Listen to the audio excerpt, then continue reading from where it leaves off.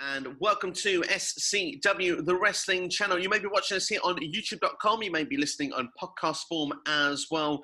This is This Week in Wrestling. Going to be talking all the big news stories throughout this week. Going to be touching on a couple of events from the shows as well. And also, George is in the hot seat with us here today. And we're going to be getting his predictions for NXT TakeOver 13 as well as SummerSlam as well. So lots to get through. We're going to be talking about Thunderdome. We could have a change in creative. We've got a big name that could be turning up for Ring of Honor tapings this week, and also the WWE Draft is confirmed to come back, so plenty to get through, lots in fact. So without further ado, we start off though by first checking on our guest. George, how are you doing? Yeah, I'm great. It's great to be back on your show again, Steve. It's been another fantastic week in the world of wrestling, and we're going into sort of a massive weekend. We've got a lot on this weekend with wrestling stuff. I'm looking forward to it. It's going to be exciting. Absolutely, indeed. And we've got NXT TakeOver, we've got SummerSlam, we've even got Dynamite. Of course, there's not much to talk about Dynamite this week because of the fact that the show is rearranged due to the NBA tapings. It will be over the next few weeks. But AEW have done something, though, that is newsworthy that I think we could kick off the show with, because WWE obviously have experienced or given us Thunderdome, which will be debuting tomorrow. What a nice little timing to say that you're going to have fans back in your arena. Apparently, AEW have going to set some ticket releases tomorrow, 15% capacity for Daly's Place. And the first show then we'll have some of the fans back will be August the 27th. And the key thing to note here as well is that the pay-per-view All Out on September the 5th will have some fans in attendance. This is big breaking news, not just for professional wrestling, but probably for sports in general. It's great the fact we're going to be able to get some fans back in attendance for a sporting event. Yeah, definitely. I think it's really, really positive. I think this is probably the start of fans coming back, hopefully. I think it's the timing is excellent with the whole with what WWE's doing with Thunderdome. I really think AEW have almost beat them to the punch almost. Yeah, I mean, I'm sure Vince will not be happy because, of course, we mentioned the word Thunderdome then. Of course, that's been news. It's been out for a few days, but, of course, it's the first opportunity we had to talk about it. Apparently, this is going to be an experience like none other. We've seen a bit of the building work that's been done for this. It looks like it's going to be a big, gigantic kind of screen. Fans, obviously, have been able to, register so they can be shown themselves on TV. They'll be seen on these little screens and they're going to get to see the show in a different way. And I think hopefully us fans at home will get that experience as well. And it sounds pretty exciting. Yeah, I'm really positive. It's going to be great to be at the Performance Centre. The way we're going to have this first-time experience. Clearly, WWE at the moment are trying brand new things, which makes the product even more exciting. And we're going into such a big weekend this weekend with like SummerSlam and other events. I think it's going to be revolutionary. I think what I'm quite looking forward to doing is seeing how it all plays out, and particularly all these kind of new angles that are going on with stuff like glitches and stuff. I think it on with the big screen and the facilities at the new place with the Thunderdome there, it's going to be a really good. It's almost like a new show, brand new show to watch. Absolutely. I mean, we'll touch more on the Thunderdome for the moment. And what sort of things could we hope to see? I mean, are we talking more of Kevin Dunn's camera angles? Very funny. No, I think what it'll probably be is more stuff like when you get people such as The Fiend come out, the backdrop behind them will probably be sort of a lot more, it feel WrestleMania worthy, because we haven't really had that at all this year, unfortunately, because of the COVID. But from what I do know that people that could sign up to be a part of this, and what they got a unique stream, I believe, to be able to watch a show live, which it's interesting. Some of the terms and conditions of that were quite funny, though. You weren't allowed to sort of have any other branded stuff on. You weren't allowed to smoke on camera. You're not allowed to do stuff like that. WWE are clearly reaching out to their fans to try and sort of do something different. Absolutely. And I can understand with a couple of those ideas that they want for why they want people to do those things. And hopefully it's going to be very exciting. Like you say, maybe the show will feel, very special and very real. And like you said, those WrestleMania kind of moments to be brought back to our homes, because we're used to seeing such great production from WWE and we haven't really had that of late. I mean, they do the best they could in the Performance Centre, but as I've said previously, I've always felt the shows have felt kind of trapped in that environment. And I think they're going to kind of have a feel of this large arena, this bigger space, more things to work with. And I think it's going to feel more WWE, if you want, when watching, because I know NXT is set to stay at the PC, and I think that's kind of understandable because NXT was there before. Triple H has said that Full Sail, they've always had a great relationship, and they're going to continue with that going forward. But I think it's nice for Raw and SmackDown that they're going to get that opportunity again to kind of showcase what they're all about. And for big television stations like the USA Network, for Fox, BT Sports for us here in the UK, that's kind of an exciting buzz and exciting feel. It's going to be great to see the fans, though. Fans back there, you can see the reaction, particularly the way the Shot TV's back at the moment. I think to be able to see real-time fan reactions, it's almost what's missing in wrestling now to a certain point. It certainly is. I mean, I feel that it's always good to do something shocking and unveiling. But I mean, when you've got no one there to watch it or no one there to judge it, I mean, think of someone like Drew McIntyre, the poor guy. He's been WWE champion now for a number of months. And, he's not really had the opportunity where he's been able to present himself in front of fans. He didn't even win the title in front of fans. So, I mean, it's also difficult for, people backstage and creative to judge how over this championship reign has gone. Yeah, I agree. You're spot on. I think the thing with it is, I think when they do get fans back, there's always going to be another time for Drew to have another run. I'm sure this is the first of many for Drew McIntyre. Absolutely. That's no problem at all. But we mentioned it with AEW there, with the idea of the fan base and how exciting that can be. Does that kind of make you feel that Thunderdome may happen, but we still might get rushed for WWE to bring fans back with this news coming out? Yeah, maybe. I think the thing is, if you're looking for a sort of a guideline of where fans could be back, I would say probably Royal Rumble is probably the time to start doing it. You do need them back for the Rumble. Clearly, WWE are losing a massive amount of money not having the fans there. So it would just be a shame for them to have this new concept and then it'd be gone so quickly. But if we can get the fans back in time for the Mania run next year, I'd be a massive fan of that as well as it's safe for everyone. Of course, yeah, health and safety always must come first. And the understanding I've got from reading Triple H's words online were that the deal currently with the Amway Centre is for the next 2 months at least. So there have been rumours it could go on for the rest of the year, like you say. So we'll have to wait and see how that is going to play out. But that's not all the WWE news that there is. There's so much of it to go through at the moment. I think one of the big ones, of course, is a big departure, which I think we should talk about. Of course, Renee Young, who's been there since 2012, has handed in her notice. She's going to be leaving the company, believably, after SummerSlam, which I think is a great loss for the company. Yeah, it's a real shame. I think she had a real talent. I think, unfortunately, she wasn't really being used. She was only stuck on that backstage show, which I think was a real waste because clearly all the stuff she used to do before was fantastic. But it's a massive loss. I'm just intrigued to see what happens with her next, whether she goes into television or whether she follows her husband really into AEW almost. We'll have to wait and see what's going to happen. I mean, to the contrary, I really enjoyed backstage. I really enjoyed talking smack as well. I feel that it was a shame that she was the commentary role didn't work out as well as it could have done. But her strengths have always, like you said, have been very good with the backstage interviewing, and her roles with that are she's such an incredible talent. I think wherever she goes and lands next, I think whichever challenge she takes on, she's going to be a success. And you could say like something like AEW, but you could really see her with like a sports place like Fox or ESPN. You wouldn't be surprised if she was to line into that line of work. Definitely not. I think she's whatever she does, it's probably going to be a success. 100%. It's a big loss to WWE. It certainly is, and they have got other people that are capable of doing the role, no doubt. But Renee Young was head and shoulders, in my opinion, above the rest, and she will be sorely missed. Looking elsewhere then into some of the news, the draft is confirmed to be happening later this year. Very interesting indeed, because it was supposed to be in August, believe it or not, but it's now been pushed back to October. Ironically enough, the draft was last year in October. Are you a fan of the WWE draft? Yeah, I'm a massive fan. It gives a chance for people from NXT to come up and some moves, which also create kind of new storylines and new feuds. So I'm a big fan of it. I'm really looking forward to when it happens. Absolutely. Do you think there needs to be a bit of a twist though with the draft this year? Do you think it needs like a shake-up? Oh, we say it's shake-up. We had the superstar shake-up where we used to just randomly turn up. But I much preferred the old school where you had kind of the GM on the podium and made the pick, or we had like the random generator that was going on the screen and all the faces come up and you weren't sure who was going to pop up. Yeah, I'm a massive fan of the GMs. I really, as I said previously on other podcasts, I'd love the GMs to come back. But what you really want to see is when top stars leave, like Raw loses their top star, there really should be reaction. It should be almost like, oh no, we've lost our best wrestler almost. But I'm interested to see what they do. I'm really interested to see how it happens and where this plays in. I really would like to see sort of NXT inherit some more talent really that's not being used. Yeah, I mean, I think that's definitely a key part. There's certainly some people stuck in catering. Might mention one of those a little bit later on in the show. But, I mean, looking at it, of course, NXT's biggest stars maybe can come up as well to Raw and SmackDown. I would ask at this particular stage, I know it's very early days. We're not near a draft yet. And, of course, much can change with everything in WWE, usually on a week-to-week basis of who's getting pushed and who's not. But are there one or two talents that immediately spring to mind that you think they should move? Yeah, there's three that I think that need to come up. I think are ready now. There's actually potentially three or four, actually. The four I would go for, this is in no particular order. You've got to go for Karrion Kross. This guy's going to be a star. He's an absolute... His character's fantastic. The whole presentation's sensational.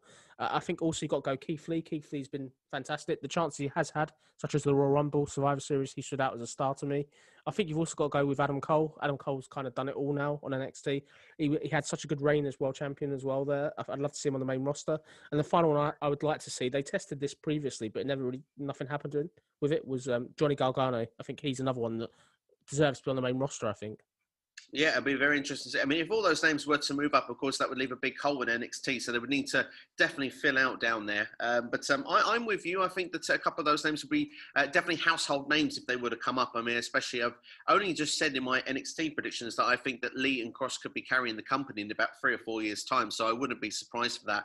I think Keith Lee would be one for sure. I think Rhea Ripley would be another that I'd like to see elevated up to definitely fresh up at least one side of the women's division. It feels one or two ladies could help really spark and freshen things up, I think, if they were to be brought up, and maybe one or two of the caterings could go the other direction. As for Raw and SmackDown, I think, do you know what? I think Sheamus could do with a move to Raw. I don't know why I feel that way, but I just kind of feel that looking on SmackDown, he seems to be that sort of mid-card guy that seems to be dropping a few losses here and there now. I think that he could be an upper mid-card guy to main event guy if he was to move to Raw. Yeah, I like him, mate. I think it'd be great to see him sort of get that chance again. For me, the people I think that need to move urgently, I'd say Ricochet. I think I'd like to see him go back to NXT.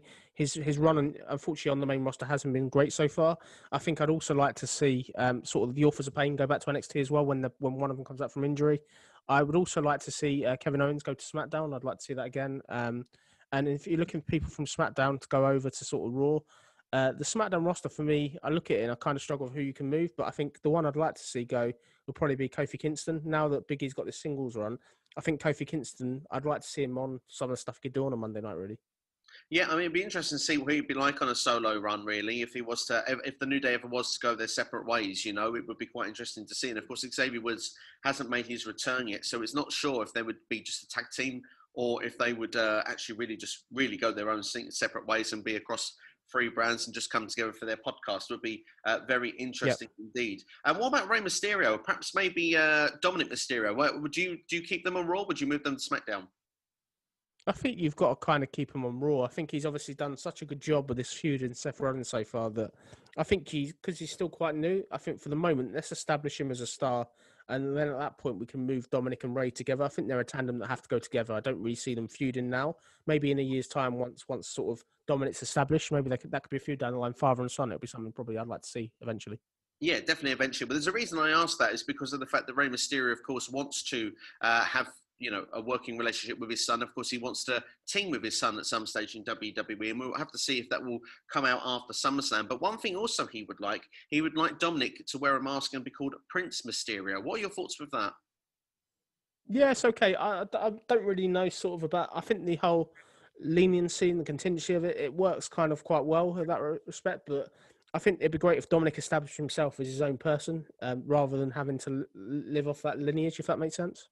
I kind of agree with you to a certain degree. And the thing is that I agree with you with the lineage. It would be quite fun. And perhaps at some stage, maybe he could do that when he's perhaps a bit more established. But I feel that we're used to seeing Dominic from a young age. Of course, he's been on WWE TV since 2005 in some format. And he's always been, we've seen his face over the years. We know and have seen him and recognize him through actually seeing him. So we'll have to wait and see how that will work out. But I'm kind of with you that I would like him to see him make his own path to begin with. Maybe take that route with the mask once he's maybe had a few years under his belt.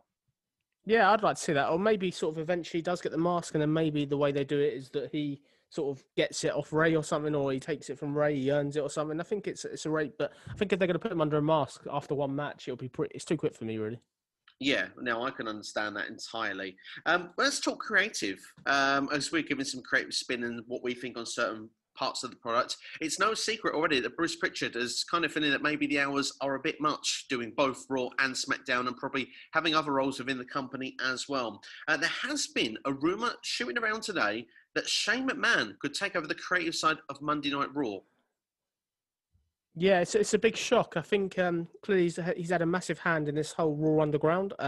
For me, I think I'd be a fan of it. I think Bruce has done a fantastic job. He's certainly brought me back into the product in terms of some of the storylines. The trouble you have is the minute you sort of swap the creative person, people start losing pushes. And I think that's kind of the thing. I hate them to do this, and then this affect the storylines that are going on. So I really hope that if this is done right, the same people aren't sort of aren't then going to lose out on storylines that have started almost.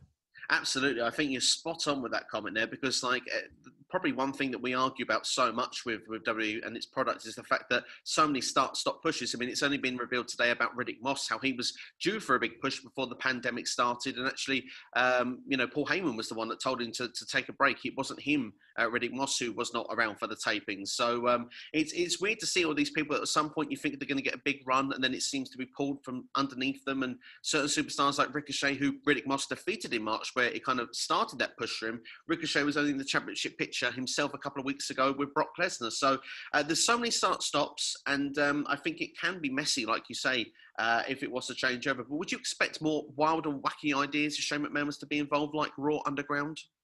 Yeah, I think the change the future. The thing is, Vince unfortunately can't last forever, and I really would like to see something new in that respect. So I think if Shane and Bruce can work together, I think two hands are better than one, because at the moment it's a lot for one person. I think the problem is the minute stuff goes wrong with ratings and stuff, you know who's going to get the blame? It will be Bruce, unfortunately, which I think it's a dangerous position to be in. And I think that the fact that it's almost like they're going to get rid of Bruce, and then it's almost like Paul Heyman's replacement now is gone already. It seems far too quick for me. I really hope that they can work together rather than replace Bruce. Absolutely. I think it'd be good if they could work as a tandem. And like you say, two heads are better than one. Credit to Alex McCarthy, by the way, of Talk Sports, who actually revealed that information earlier today. One other thing with SummerSlam, we mentioned about, of course, Thunderdome was coming up and stuff like that. But there's also the ideas of virtual meet and greets is available for this SummerSlam weekend. You can talk to a WWE superstar for 2 minutes for $125. George, is that something that would interest you? Yeah, no. I think it's a bit expensive, a bit excessive. I think I don't know how they can justify that. I think it's really excessive. I think even for moments to have with the wrestlers, you're not meeting them in person. You're going to get a brief chat. It seems overpriced. It seems like, to me, a quick way to try and extort money from the fans, really. Yeah, I kind of feel the same for you. I mean, the only thing I feel that kind of works in benefit is that a lot of the superstars, their cameos are probably a lot more expensive than that price tag. But at the same time, to like you say, it's not like a real meet and greet. You might have travelled to SummerSlam. I mean, Ricky was a good friend of the show, and that he went to SummerSlam last year with his son and that, and they got to meet Xavier Woods and Big E and the New Day and stuff. And you think, well, there you actually get to line up, you get to actually meet them, shake their hand, have a photo, those sort of experiences. It's worth, going and doing that for that. But like you say, for just a short Zoom phone call for perhaps 2 minutes, you might be halfway through a sentence and it cuts off. And it's just, I don't know, it just, for me, it doesn't feel quite right. And like you say, it just feels it's just a way to make money. And unfortunately, during the pandemic, I don't see, with the amount of, not to go in that sort of conversation, but with how people are with work and stuff like that, I'm not sure how many people would be in a position to be doing it anyway. Yeah, I get it. I think the thing with it as well is, at least if you met them in real life, you're going to get a signature. You're going to have some sort of memento. The fact you're going to have this 2-minute call, even if you record it, is something that's going to be there and gone. And I think it's a real shame WWE's decided to do this. For me, I'm not, as I said, not a fan of it at all. No, I'm not either, to be fair. One more note that we're going to make outside of WWE. In fact, Ring of Honor. When's the last time we even mentioned those words on this channel? It's been a long time without Ring of Honor. It's good to see that they're coming back. They're going to do some tapings, 2 months worth of tapings, apparently going to be done in one batch. And apparently one name rumoured. Now, this is a spoiler, so you might want to skip ahead for a couple of minutes if you don't want to know who might be there. But EC3 is expected to be amongst the tapings. And the interesting part with this, of course, is that he re-debuted with Impact Wrestling and Slammiversary. So it looks like that his deal will let him work with other companies. Yeah, I think that's a big signing. I think you've got to look at it like this. I think it's great for him to branch out this whole sort of freelance independent gimmick that he's trying to do. I think it'd be great to see whether that crosses over into ROH and if it's exactly the same way as he's been on Impact so far. I agree with you. I think that's needed. He needs to kind of continue the momentum, continue the gimmick. I mean, control your narrative. What says that better than saying, I'm not just signed to one place, I can go where I want. And of course, if he's got some relationship with Ring of Honor, well, Ring of Honor has had some work with New Japan. And of course, Anderson and Gallows are expected to do some work with New Japan as well. Could we see that Impact could be getting maybe a budding relationship with Ring of Honor that could also lead to New Japan as well? Maybe all three might even do some challenge shares? I'd like that. I think really with the fact that the way the industry is and the way that there's no fans and all the months now, besides pay-per-view buyers and merchandise, that they're not making any money, I think promotions need to stand together, because the problem is, unless you've got a rich owner, unless you've got Tony Khan or Vince McMahon backing you, it's going to be a hard market, I think, to survive in, really. I think Impact Wrestling have done fantastic. The way they've hired up talent and the way they've got them releases, they're giving these wrestlers that didn't have a place to go a job, which I think is great, really. I 100% agree with you. I think it's absolutely incredible, and a big kudos to Impact Wrestling for doing that, and also changing the game for Impact. They seem to have still got some of that momentum since Slammiversary, which is really good to see. They've got viewership up.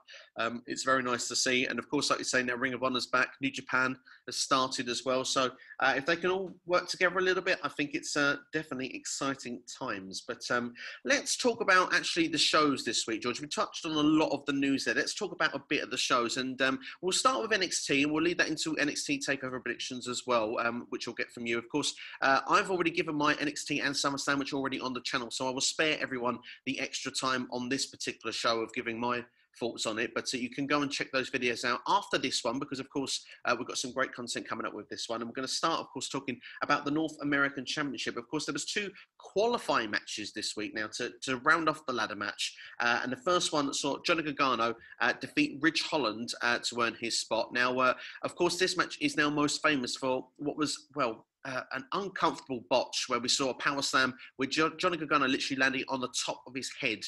It looked nasty, and it could have been so much worse. How much of a lucky boy is Mr. Johnny Gargano? 100%. I think it was an awful bump to take. I think he done amazing to finish the match. The fact he's going to be in the match on Saturday amazes me. I think they were lucky that he wasn't injured. I think it's a shame, really, because Rich Holland's done some fantastic work. I just really hope that he's not reprimanded because of this, like one mistake almost. Yeah, it just felt like a slight timing issue off of somewhere with someone, and obviously it's hard to tell of us being the viewer at home, but like you say, you don't want to see any heat given for someone that's got a lot of talent and someone that is expected big things. We're only talking about a week or 2 ago of how this guy was seen as that he could be the next Brock Lesnar, how literally of a big deal WWE sees that he could be. So I hope for Ridge it's going to be all right, but it's good to see Johnny Gargano in the ladder match, would you say? Yeah, I think he's an established hand, so I think he'll do some great work there. I agree. You can't have a takeover without Johnny wrestling. You just cannot do it. The Velveteen Dream took the other spot, defeating Finn Balor. Now, of course, this was a bit of a messy encounter on NXT this week, but of course, it was a good way to get everyone that was involved in the match kind of having some sort of, altercation and interaction before the pay-per-view, rather than just being qualifying matches. And hi, how are you? We're actually meeting for the first time now at the pay-per-view.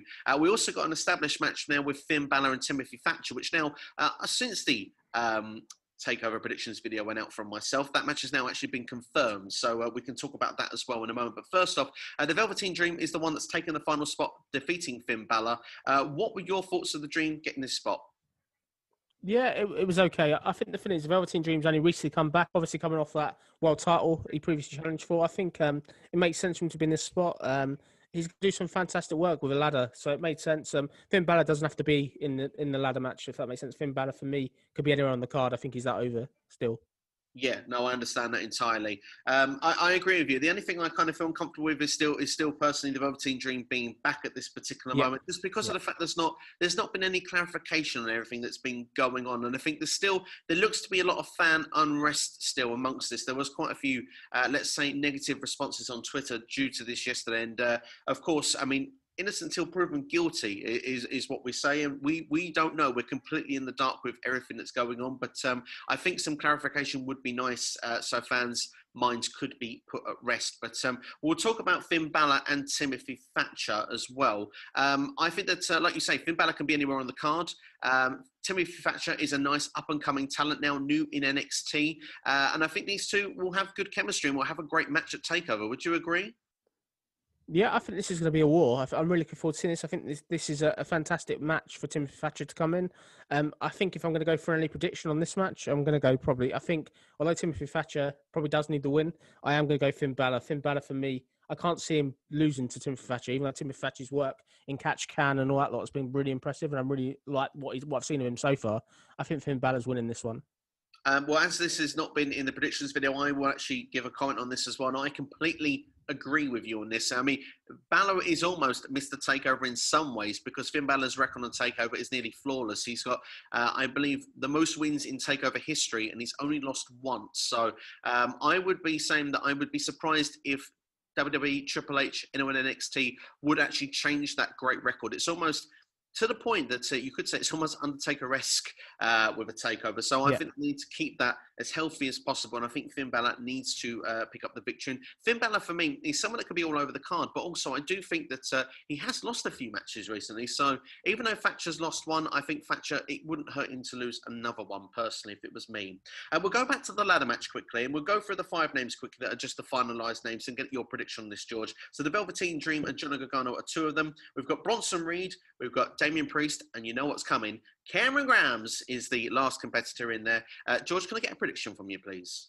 Yeah, so when I look at this, I look at this logically. I think the way this match can go, there's only, for me, 2 people really that I think could win this, or should be winning this. And the 2 that I've got it down to, it's either going to be Damian Priest or Cameron Grimes. Clearly, Cameron Grimes has been on a fantastic run. He beat, obviously, Finn Balor recently. He has already beat Bronson Reed previously back in May, which is obviously another big win.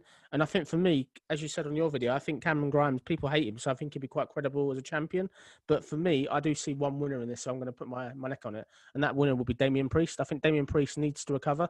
Following his loss at sort of In Your House previously, I think he has been on a great tear, though. He's obviously recently beat Killian Dane. He's got a victory over Cameron Grimes already. And I just think he's going to be exactly what the belt is. I really hope that we don't get any of the others win. I think if Bronson Reed wins, that'd be okay. But I think if we get any of the people that have already had the belt, for me, this is a title really to launch new people. It shouldn't be a title for people that have already been champions already. Completely spot on with all your opinions there. I agree with everything you say there. We'll talk about the kickoff match quickly as it's sort of sandwiched in amongst this lot of the matches I've got here. Breezango, we've got Whacking Wild and Raul Mendoza, and then we've got the team, of course, of Oney Lorcan and Danny Burch. Now, it's a triple threat tag team match. The winners will take on Imperium for the tag titles. As I say, it's a kickoff match. What are your thoughts, and who do you think is going to win? Yeah, I think this is going to be a good match. This has obviously been thrown together very last minute.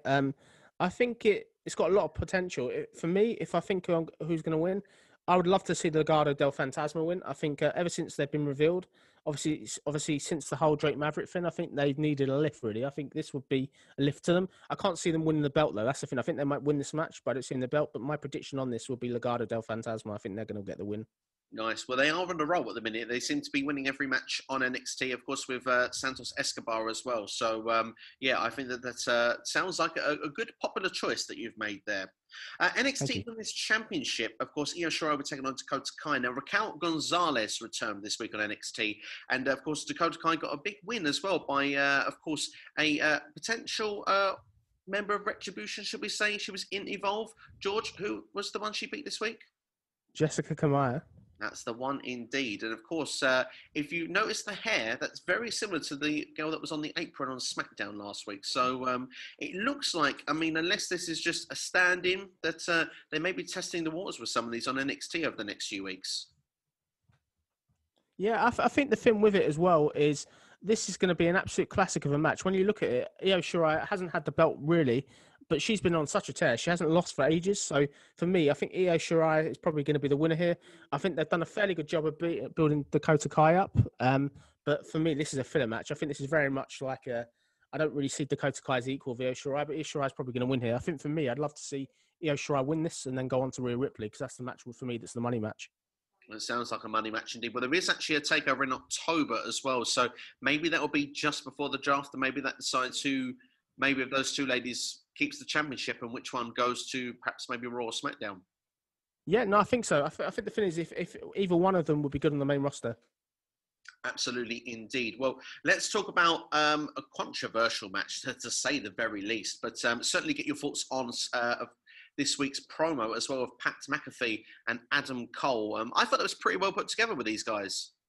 Yeah, credit to Pat McAfee. I wasn't a fan of their first sort of meeting, but yeah, he really got to me. I think the heel heat he's getting is great, and I really think you forget that this is his first ever match. So I think I really like the heel heat. But for me, I think this is really, really interesting. I wasn't a massive fan of sort of the whole of his stable, sort of his bandmates being there with him.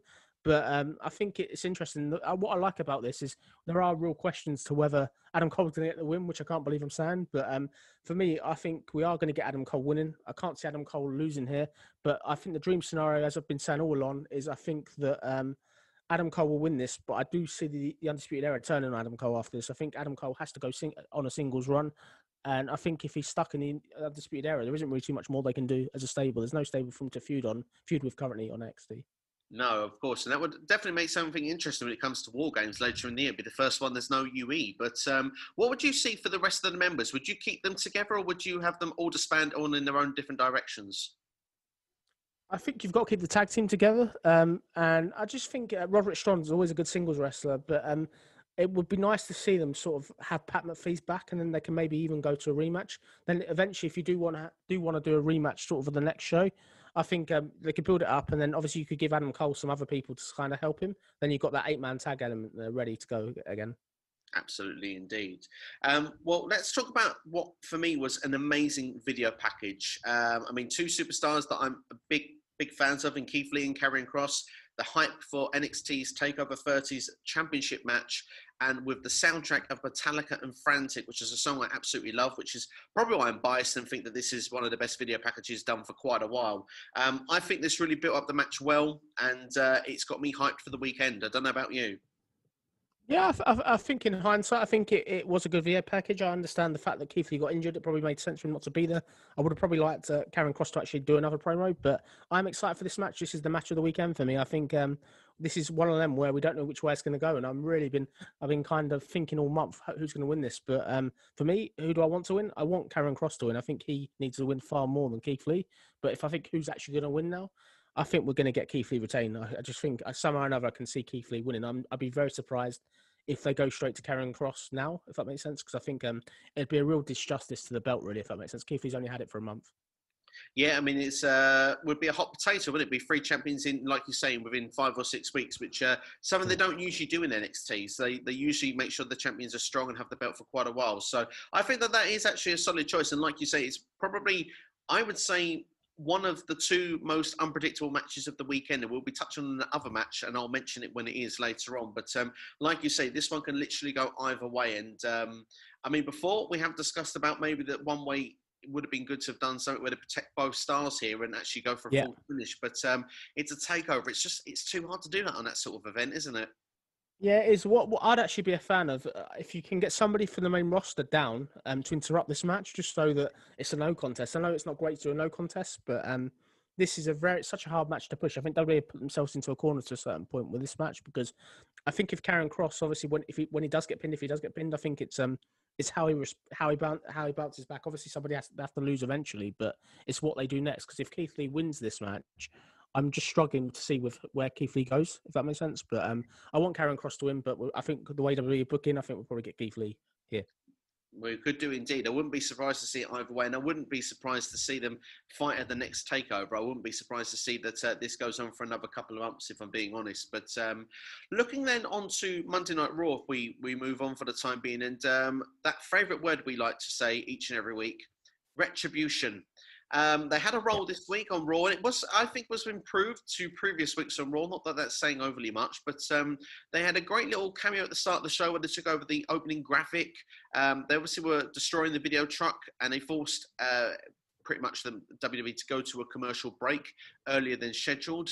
I thought that was pretty interesting. The only thing I was a bit disappointed about was that there wasn't really much follow-on. Yeah, I think you're spot on there, Steve. I think the thing is, what I did say to you off air was that I think it's great they're doing this whole taking over the production truck, taking over glitches and stuff like that. But there's no real thing. They took Raw off the air, and there's no follow up. What I would have done is they should have done something where they play a video where they say how bad W is or something like that. Because there's no point in taking over the truck, taking Raw off when Raw comes back. For me, this does further shows that maybe we've got the hacker involved. The way that they're able to take over glitching and the way they're able to do stuff means, it's very unpredictable, which is what I'm enjoying. Yeah, there's definitely an unpredictability factor, and like you say, it does go hand in hand with the hacker idea. So I would be very excited if they can bring that in. We'll have to wait and see if they do bring that in. Rumours were suggested, George. Now, me and you have discussed this off air. We might have even discussed it on air, I'm not sure. But the idea of how good it would have been if Retribution had have actually destroyed the PC and forced WWE to have made the move to the Amway Centre. Well, I heard a rumour the other day that this was actually supposed to happen, but of course, the famous spoilers come out, and this was actually leaked apparently, and WWE changed plans. Does that surprise you? Yeah, it kind of probably does. It's just a shame, really, with the fact with all these tapings and stuff, that stuff's getting leaked. But yeah, that would have been a nice shock. I think what I really think the next step is for these guys is they have to kind of attack somebody decent. When people like Drew McIntyre are saying, I'll stand up for the roster, it's the Drew McIntyres they need to be attacking, not just the opening acts, so to speak, and not just the ref officials and people that are backstage that are helpless. I think we really need to start seeing what this stable are about and what their intentions are, really. Absolutely. And obviously that brings into the major word of SummerSlam. You'll never see it coming. Are we seeing Retribution coming to spoil the show? They've got to be there in some form or another. I really hope that I don't want to reveal at SummerSlam, I think, but I would love to see them get involved in some way. And if we're looking at a match for them to probably go in, I think the only match really I could see them coming in maybe would be the Randy Orton-Drew match, if they're going to do anything based on the words Drew had on Raw this week. That would be interesting indeed, because of course Big E was the representative on SmackDown. He's not currently booked on the show. Of course, there's still time to add more matches as WWE like to, and if they do that, a brief video will be uploaded to the channel, so you will be kept up to date with the matches as and when they are booked or added to the show, if any more are, of course. But just one more question about the other part of the Retribution rumour that had gone around, George, if you don't mind me asking. Now, if something had been leaked like this, but it sounds like you said something you would have liked to have seen, would you have kept it in your show regardless, or do you think it was necessary that they made the change of plans so that something was different and it wasn't leaked?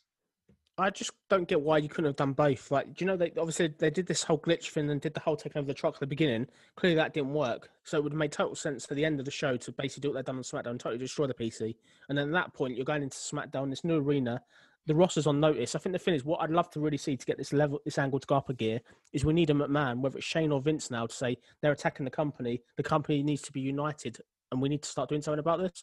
Because at the moment, all they're doing is attacking like property. Although it's looked great so far, I think they've got to do more than that. They've got to start doing some serious stuff that means they're a real threat to WWE, if that makes sense. I agree. I think there needs to be, like you said there, more or less from both sides, there needs to be a message. That's what's missing here. We need a message. And when we start to get that, I think that this storyline can start rolling and we can start going in a better direction. We mentioned with, of course, Randy Orton and Drew earlier on there. And we, of course, with Randy Orton, he had a segment where he kind of gave Shawn Michaels a punt in the head, and of course as well give an RKO. Of course now Shawn Michaels is someone that has been a mentor to Drew McIntyre since coming back to NXT on his second run in WWE. But I wondered your thoughts with this because, I mean, first off, I mean, Shawn Michaels usually sells things a hell of a lot more than what he did on this show. But secondly, do you think that, it's just a personal opinion here, but do you think the Ric Flair thing would have been a better go-home angle? Would you have preferred they'd swapped both weeks? Yeah, spot on. I agree. I think they should have done the swap. I think the Shawn Michaels thing, I think what we let it down was he didn't sell it at all, which made it look really stupid. And I think it was a shame that was the go home angle to SummerSlam for me. I felt it wasn't the right angle, really. No. But are you still excited for Drew McIntyre versus Randy Orton regardless? Yeah, this is a match. This is a SummerSlam worthy match, so I'm excited. I really can't wait. I think this actually feels like a world title match, which is a nice change for once. Yeah, I mean, for me, this is the two hottest acts that we've had the whole year on the Raw side, and that screams, well, let's do this at SummerSlam. Let's not drag it out to WrestleMania. And I think the key thing that I need to ask you, George, is your feelings, your thoughts, and ultimately your prediction. My prediction of this match, yeah?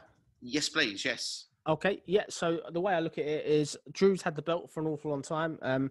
If he wins here, other than doing a rematch, there's not too much he can do. So for me, I think we're going to get Randy Orton winning, and I think it's going to be a screw job finish. So I think there's one or two ways of doing it. We'll either do it that Ric Flair comes out, he does a low blow, and then that basically shocks that he was never injured all along, or we do get Retribution come out and kind of not really help him, but they can obviously have some sort of impact. For me, I don't see Drew losing this clean. I'd be very surprised if Drew gets beat clean. Yeah, okay. No, I think that makes a lot of sense. Like you say, you want to keep him protected, and I think that's important that Drew has still got some protection going forward. And, I mean, he can always win the championship back, can't he, later down the line? Yeah, when there's fans, definitely. The thing is, obviously, with that tagline, it's got to be either this match or the other world title match where there's some sort of shock. Because we've got that pay-per-view a week later. For me, this is kind of the match you want to do a shot, really, because this is going to be your main event. Absolutely, indeed. No, I do agree that this will probably likely close the show. Quickly touching more on the Raw side of matches as well. The United States Championship, Apollo Crews against MVP. MVP this week managed to get sort of the upper hand at the very end of things here going into the pay-per-view, although he has lost Lashley and Shelton Benjamin on the outside. Of course, Apollo Crews did defeat Shelton earlier in the evening, but it was a six-man tag. Apollo had to pick two of his three friends. He picked two of them, which were Ricochet and Ali, and they both got beaten in a couple of minutes by Lashley. Cedric Alexander was left out. I'm going to pose a question to you because of the fact that I didn't mention this earlier in the week, but unfortunately, I sometimes forget poor Cedric. He's stuck in catering that much. I just forget the poor boy. But he was a ex-24/7 champion this week on Raw. But do you see him defecting? Because, I mean, MVP has said the offer is still open for you to join the Hurt Business. And I think there's one thing that's missing from the Hurt Business, and it is a high flyer. And I think that Cedric could do quite well as a heel. Would you like to see him go to the dark side and be a part of the Hurt Business? Yeah, I would. I'd be a massive fan. I don't think SummerSlam's the way to do it or the place to do it, but yeah, I think they've got to do that, really. I think the way they're building it, there was some nice seeds this week on Raw. I think the fact when we're looking at this kind of match here, I just don't see MVP winning without Cedric's help. Clearly, Apollo Crews has already had the win. He beat him on August 3rd. On Raw, he's already got this victory, even though the lights flicker and he got a win there. For me, I would like to see MVP winning with help. If it's going to be MVP wins clean here, I think it does nothing for Apollo Crews. So my prediction really is I think we're going to get probably Apollo Crews retain here, unfortunately. Well, fair play. It's quite a good prediction if you ask me on that one. Looking at the Raw Tag Team Championships, Zelina Vega seemed to be the guilty party. She was given some footage there that was shown that she was the one that was kind of putting something into Montez Ford's drink. So, yeah, I mean, Montez got a victory over Andrade later in the evening. Andrade seems to be on a bad losing streak at the minute. Have you noticed that? Yeah, he's kind of lost his way, unfortunately, since he's been in this stable. Yes, but Garza is on a winning streak, so that's very interesting as well. Do we see that we're going to get new champs here, or do you see the Street Profits retaining?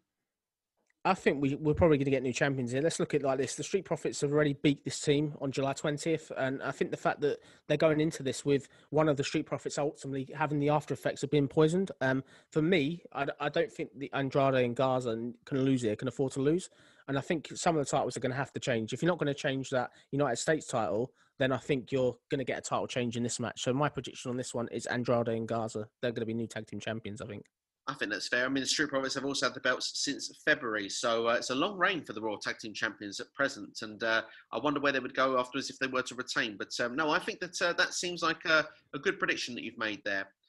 Well, then we'll talk about another match on the Raw side of things then. We've got Dominic Mysterio, who we mentioned earlier. Perhaps Prince, we should start calling him soon.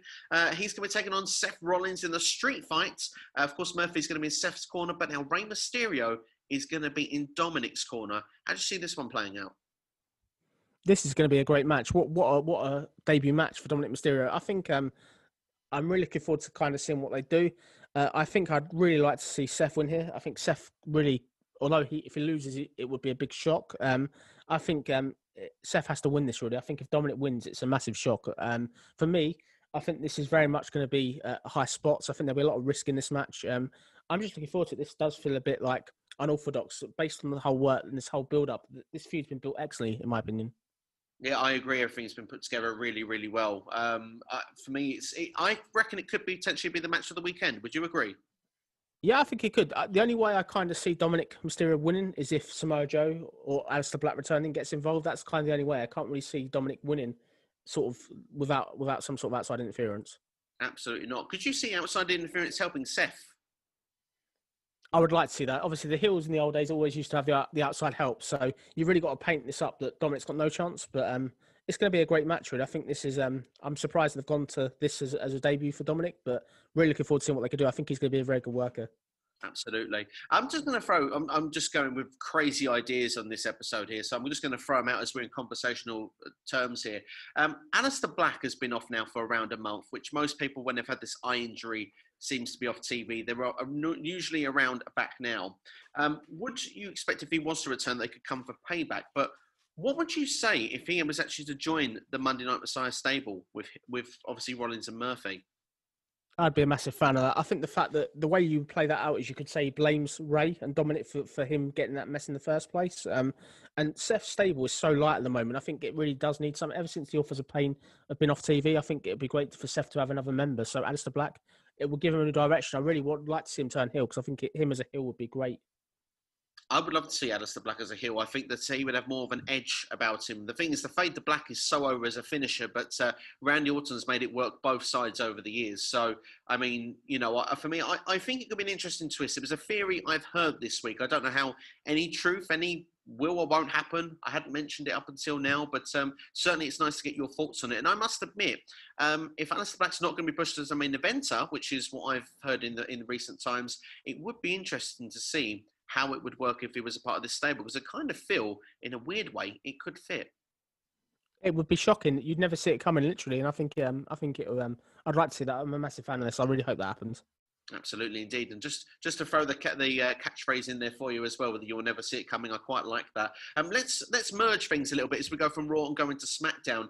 Asuka is the key one to do this for her, because she's got not one but two championship matches. Now she's going to face Bayley first, and she's got Sasha later in the evening. How do you see these two matches playing out?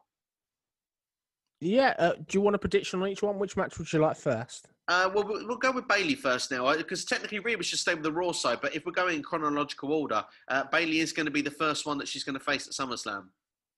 Yeah, I think Bayley will retain here. I think the reason why I think Sasha will help her. I think it may be a close match. I think it'll be a match where it goes long, and I think Asuka's going to basically be beaten down quite a lot, almost like she's got no chance, really. I think that's interesting indeed. And you've gone for Bayley to retain there as well. How do you see that merging into the second match then? The second match, I think what will happen is, I think against all odds, I can see Asuka winning. I can see Asuka beating Sasha Banks. They've already had this match on July 27th. And I think, for me, I don't see Bayley and Banks having both belts coming out of the show. I don't see Asuka winning both either. So I think Asuka will win one of them. And I think that then will build on with Asuka versus Shayna Baszler down the line. I think that's probably going to be the route they go. But I think looking at it like logically, obviously Shayna Baszler's on Raw, Asuka's on Raw. So I would like to see her win the Raw title, really. I agree. And I think, like you said, I think she's going to win at least one championship. And I think if one of them is going to be won, I think the Raw one is the one that makes sense. And obviously, a bit of news with Payback this week as well. We know that Bayley and Sasha will be defending the tag team championships, the women's tag titles at Payback. They lost on Raw to Shayna Baszler and Asuka. Do you think that could be a good way that they could start that feud together by actually having them as teammates going for the belts at Payback next week? Yeah, spot on. I think that's what will happen. So you obviously have that match. During that match at Payback, obviously Shayna then turns on Asuka, and then you've got a natural match then for the Raw Women's title. So that's exactly the route they should go down. I think I'll be surprised if it don't happen.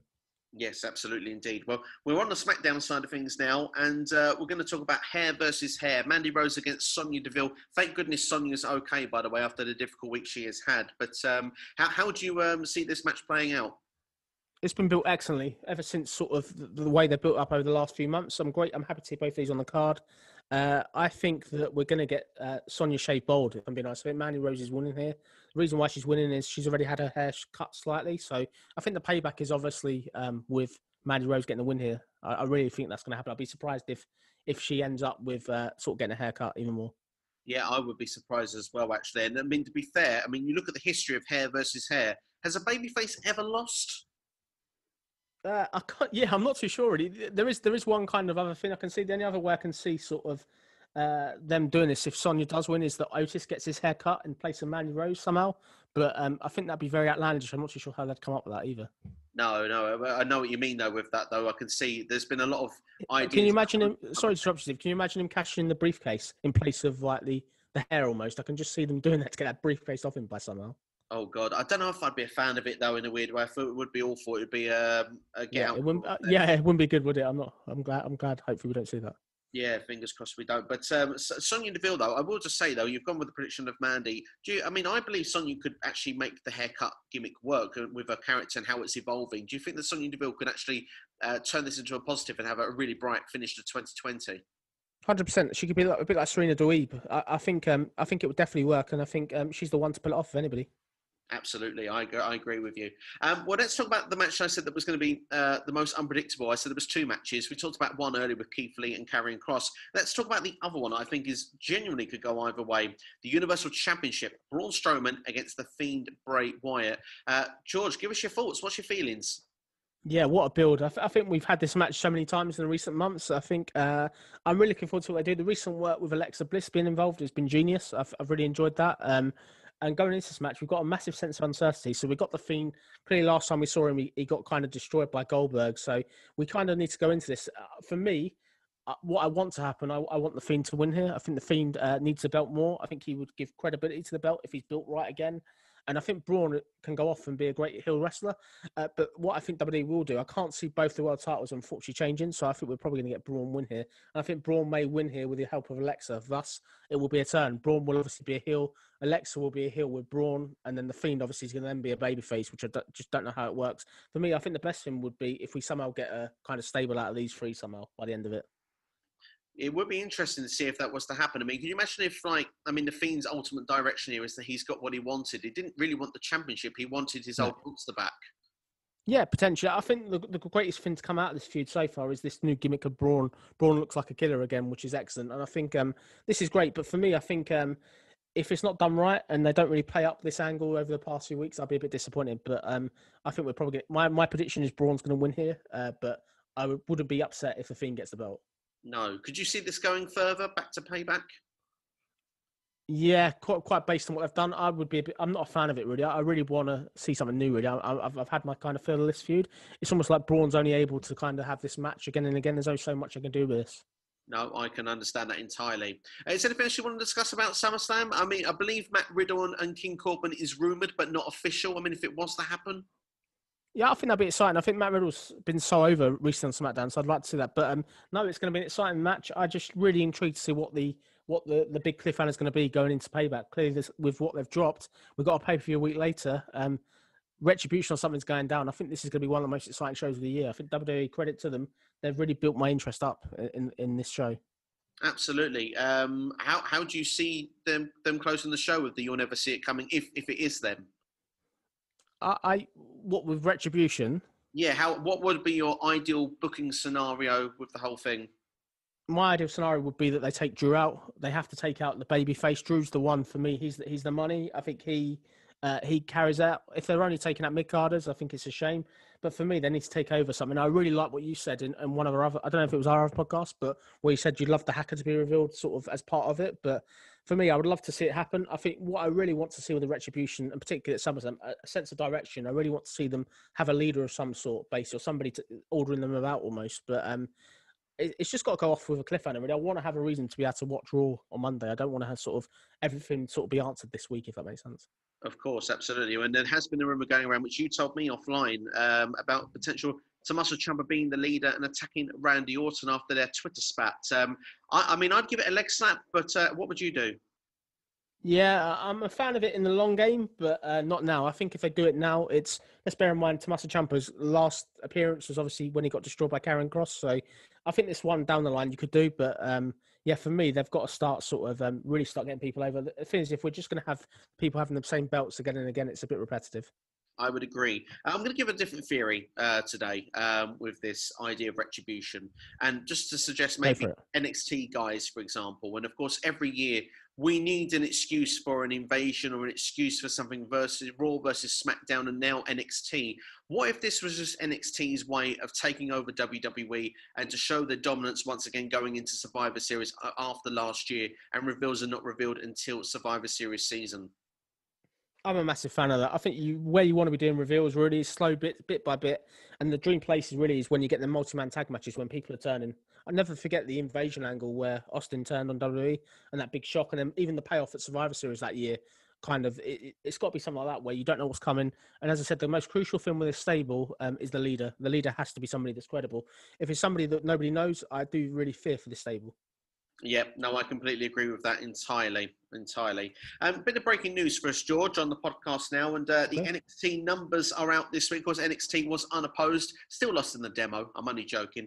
The viewers pulled in 853,000 viewers this week, according to Show Buzz Daily, and they got a 0.24 in the 18 to 49 demographic. Now, of course, they were, as I say, unopposed, and they will actually remain unopposed for the next few weeks. As I say, AEW have got a bit of a change around going on because they've got as well with the NBA playoffs going on at this particular time. So Dynamite is on Saturday this week. I believe it's Thursday next week. And I believe 1 week they're only going to have a 1 hour show. So NXT is going to be pretty unopposed. It would be a good time for NXT to actually try and really get their stuff together because maybe... I agree. I think it's... Yeah, I think it's definitely the time ready for them to do it. They've got to start building stuff. Let's get through TakeOver this weekend and let's see what the direction is. They've really got to use this time when they're unopposed to start creating these eccentric hooks and stuff to make people want to come back every week like they are doing currently on Raw and SmackDown. Absolutely, indeed. Is there anything else you'd like to mention before we close off the show this week? No, it's been really good to be on. Thank you for having me on again. I've thoroughly enjoyed discussing it with you. Yeah, always. It's always great fun. And that has been This Week in Wrestling. And it's been quite eventful for the fact that, like I said, there's not been as much of the in-ring stuff to talk about. A lot of it's been out of the ring this week and a lot of it's stuff of what's to come ahead. So it's very exciting times. We're looking forward to the weekend ahead and hope you guys are as well that are watching and listening. Do subscribe to the channel if you haven't already. And if you want my full NXT and SummerSlam predictions, you can go and check those videos out, which are available on the channel right now. Impact Wrestling fans, not left you out. Don't worry, there's a video for you as well, giving the Emergence Night 1 review is up, and of course a preview for Night 2 is also on the channel from this week. The Q&A will be around as well, coming up later in the week as well. Let's get the questions in now. Ask SCW. So hoping to record that hopefully sometime tomorrow, hopefully. And yeah, hopefully we'll see you guys next time. It's been a great show as always. And yeah, thank you for watching. Thank you for listening. And we'll see you next time here. Take care and have a great day.